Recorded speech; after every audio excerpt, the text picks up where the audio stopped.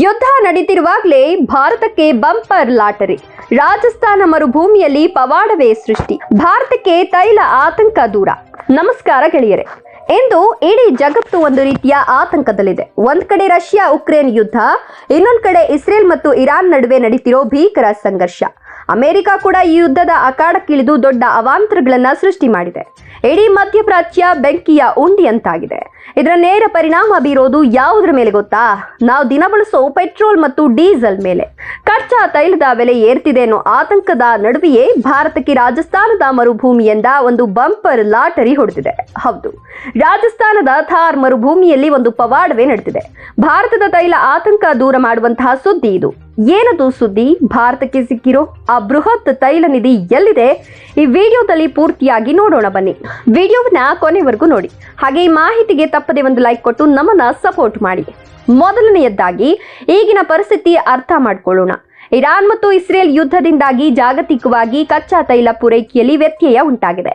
ಭಾರತ ತನ್ನ ಅಗತ್ಯದ 80% ಹೆಚ್ಚು ತೈಲವನ್ನ ಬೇರೆ ದೇಶಗಳಿಂದಲೇ ಆಮದು ಮಾಡಿಕೊಳ್ತಿದೆ. ಹೀಗಿರುವಾಗ ಯುದ್ಧ ನಡೆದ್ರೆ ನಮಗೆ ಪೆಟ್ರೋಲ್ ಸಿಗೋದು ಕಷ್ಟವಾಗ್ತದೆ ಅಥವಾ ಬೆಲೆ ಗಗನಕ್ಕೇರ್ತದೆ ಎಂಬ ಭಯ ಎಲ್ಲರಲ್ಲೂ ಇತ್ತು. ಆದ್ರೆ ಇಂತಹ ಕಠಿಣ ಸಮಯದಲ್ಲಿ ಆಯಿಲ್ ಇಂಡಿಯಾ ಲಿಮಿಟೆಡ್ ಒಂದು ಅದ್ಭುತ ಸಾಧನೆ ಮಾಡಿದೆ. ರಾಜಸ್ಥಾನದ ಜೈಸಲ್ಮೇರ್ ಜಿಲ್ಲೆಯ ಬಾಗೇವಾಲಾ ಎಂಬ ಪ್ರದೇಶದಲ್ಲಿ ತೈಲ ಉತ್ಪಾದನೆಗೆ ಈಗ ದಾಖಲೆ ಬರ್ತಿದೆ. ಆಯಿಲ್ ಇಂಡಿಯಾ ಅಧಿಕಾರಿಗಳು ಕೊಟ್ಟಿರೋ ಮಾಹಿತಿ ಕೇಳಿದ್ರೆ ನೀವು ನಿಜಕ್ಕೂ ಶಾಕ್ ಆಗ್ತೀರಾ. ಕಳೆದ ವರ್ಷ ಇಲ್ಲಿ ದಿನಕ್ಕೆ 705 ಬ್ಯಾರೆಲ್ ಕಚ್ಚಾ ತೈಲ ಉತ್ಪಾದನೆ ಆಗ್ತಿತ್ತು. ಆದ್ರೆ ಈ ವರ್ಷ ಅದು ಬರೋಬ್ಬರಿ 1202 ಬ್ಯಾರೆಲ್ಗೆ ಏರಿಕೆಯಾಗಿದೆ. ಅಂದ್ರೆ ಸುಮಾರು 70% ಭಾರಿ ಹೆಚ್ಚಳ. ಇದು ಸುಮ್ಮನೆ ಮಾತಲ್ಲ, ವಿದೇಶಿ ತೈಲದ ಮೇಲಿನ ನಮ್ಮ ಅವಲಂಬನೆಯನ್ನ ಕಡಿಮೆ ಮಾಡೋಕೆ ಒಂದು ದೊಡ್ಡ ಹೆಜ್ಜೆ. ಆದ್ರೆ ಮರುಭೂಮಿಯಲ್ಲಿ ಈ ತೈಲ ತೆಗೆಯೋದು ಅಷ್ಟು ಸುಲಭ ಇರಲಿಲ್ಲ. ಇಲ್ಲಿರೋ ಕಚ್ಚಾ ತೈಲ ತುಂಬಾ ದಪ್ಪ ಇರುತ್ತೆ, ಅಂದ್ರೆ ಗಟ್ಟಿಯಾಗಿರುತ್ತೆ. ಅದನ್ನ ಹೊರಗೆ ತೆಗೆಯೋಕೆ ಆಯಿಲ್ ಇಂಡಿಯಾ 2 ಸ್ಪೆಷಲ್ ತಂತ್ರಜ್ಞಾನ ಬಳಸಿದೆ. ಒಂದು CSS, ಸೈಕ್ಲಿಕ್ ಸ್ಟೀಮ್ ಸ್ಟಿಮ್ಯುಲೇಷನ್, ಅಂದ್ರೆ ಭೂಮಿಯ ಕೆಳಗೆ ಬಿಸಿ ಹಬ್ಬಿಯನ್ನ ಬಿಟ್ಟು ಆ ಗಟ್ಟಿ ಇರೋ ತೈಲವನ್ನ ಕರಗಿಸಿ ಮೇಲೆ ತೆಗೆಯೋದು.